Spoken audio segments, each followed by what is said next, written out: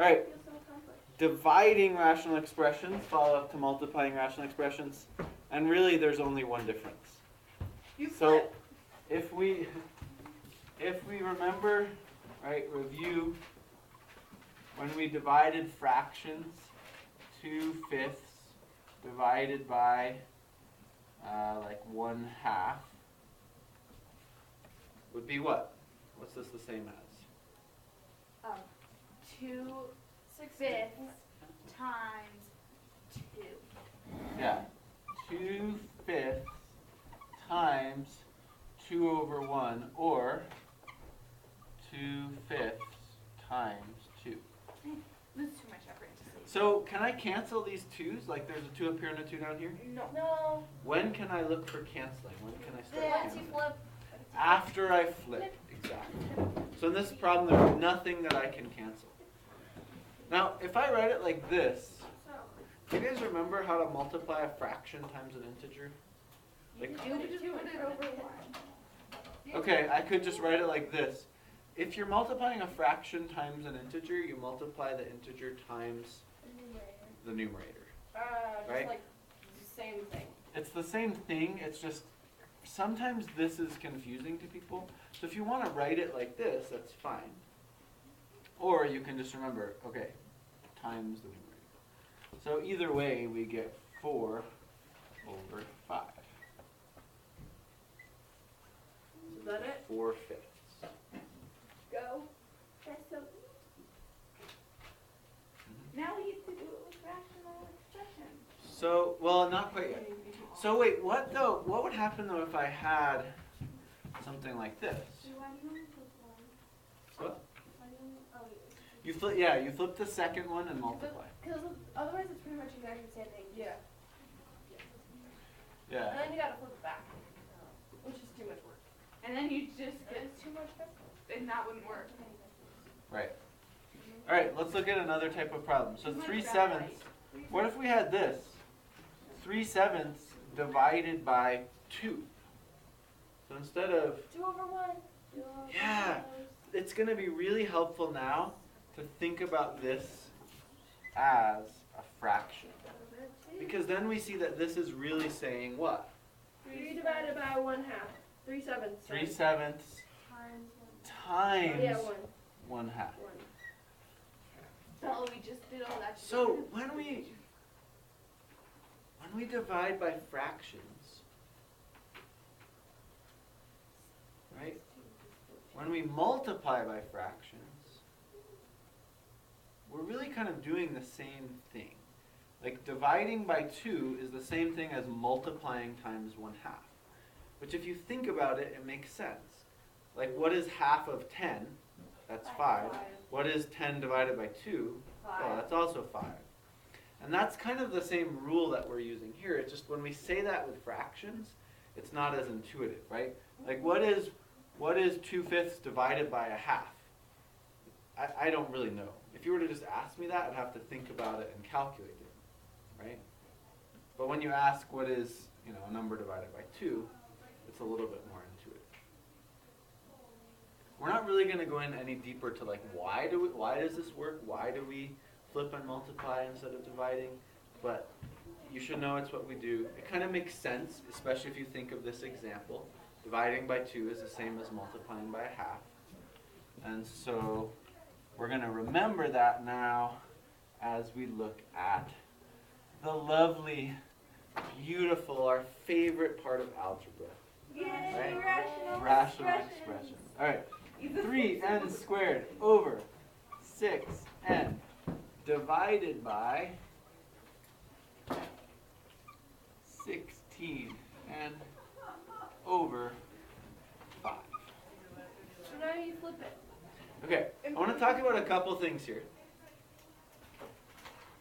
You could cross out. First of all, can I cross out this n and this n? No. No, you can No. cross up and down. Can I cross out within the fraction? Yes. Yes, I could. Now, I don't necessarily recommend doing that because it's easy to then get carried away and be like, oh, I'm going to cross out this and this. So what I would do first, typically what I like to do as my first step, is just rewrite everything exactly as it is, except that I flip and multiply. Now I'm going to look for things that I can cancel. So now I'm going to start looking for, okay, n squared, that cancels with these two n's. 3, that cancels with a 6. Wait, but that will leave you with one end, not. Oh yeah. Well, n cancels with one of them, and then n cancels with the other one, right? Yeah. Cool. 3 cancels with 6, leaving 2. And then I've got like 5, 2, and 16. Can't really do anything. Don't see anything else. So I'm going to say, okay, 5 is all that's left up top. Down bottom I have 2 times 16, which is 32.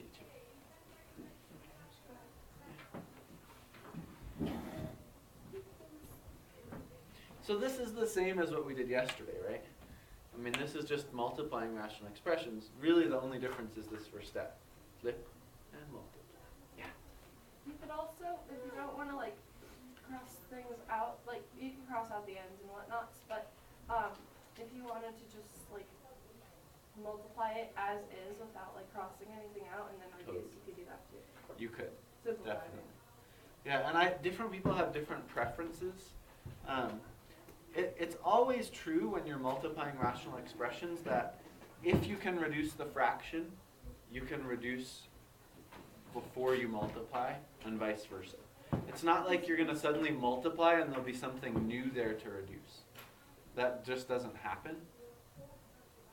So either way you prefer reducing is really the same thing. You're going to find the same factors, you're going to reduce to the same answer. It's just these a lot harder.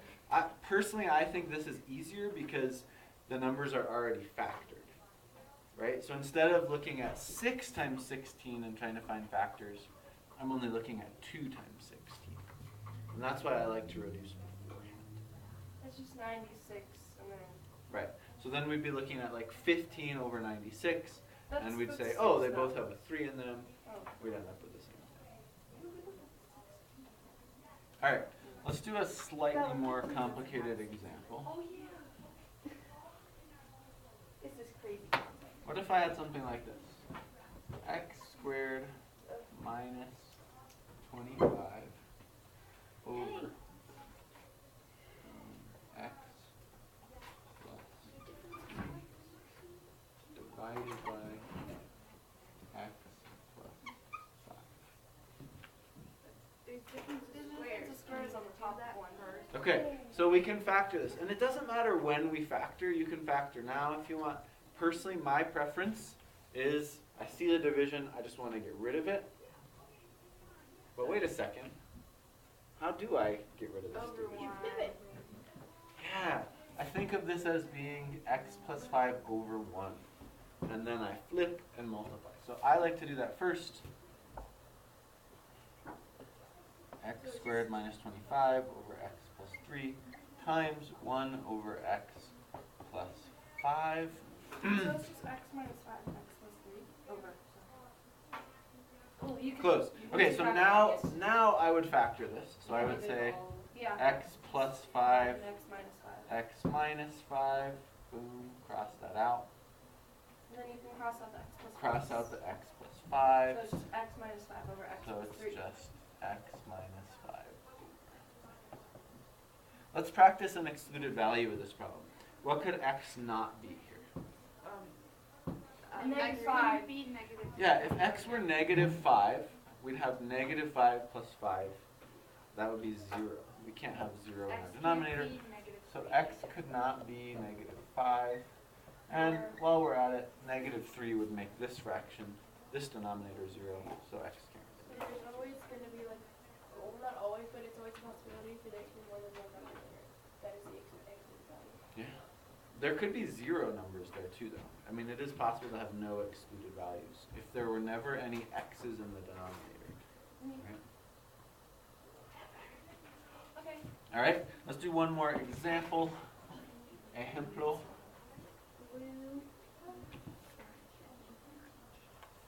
And this one's going to be a little bit better. So, let's say we have something like this. 3x minus 9 over x squared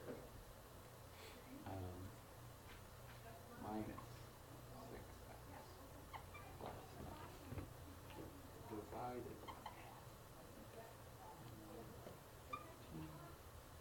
over x squared. Difference of squares. Oh, can we just, let's flip it first. Yeah, flip it first, that's easier. Okay, flip it first. That's what I like to do. 3x minus 9. X squared minus 6x plus 9. Times x squared minus 9 over 18. Does that look right? Yep. And then you can do Flip difference of squares. and multiply. And, Some people call it, some of you might have learned this in elementary school as like dot flip. Did anyone learn it that way? I've heard some students say like copy dot flip. So copy the first one, dot for the multiplication symbol, flip the second one. Copy dot flip. None of you learned that? You learned No, that. we all use like the time. Like So the X copy, time symbol dot, to, like, flip. yeah. Okay. The bottom on the first problem, you can do the thing with it so you can factor. I can factor that. you can do the thing. Difference It'd of be squares, negative and then 3 you and can take negative 3 out of 3. the top. Yeah. It would be, is this a difference of squares? No, but the top, the other one. This one's a difference of squares. X Yeah, minus but that one Okay, is let's not look at good. one at a time. Minus 3 and X minus Let's start right here though. 3x minus 9. How could I factor 3x Take minus out out the of 3. X minus 3. 3 parentheses x minus 3. Beautiful. What? Oh. What? Oh, 3 sorry, I thought times you were doing x the wrong- is the 3x. different thing. 3 times 3 is 9. And then the Good. bottom you can pull out. Bottom.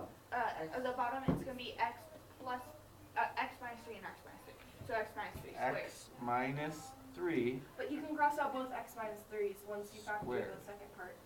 Ooh, or I could just do it now, right? I might be like, hey, x minus 3, I'm going to cross that out.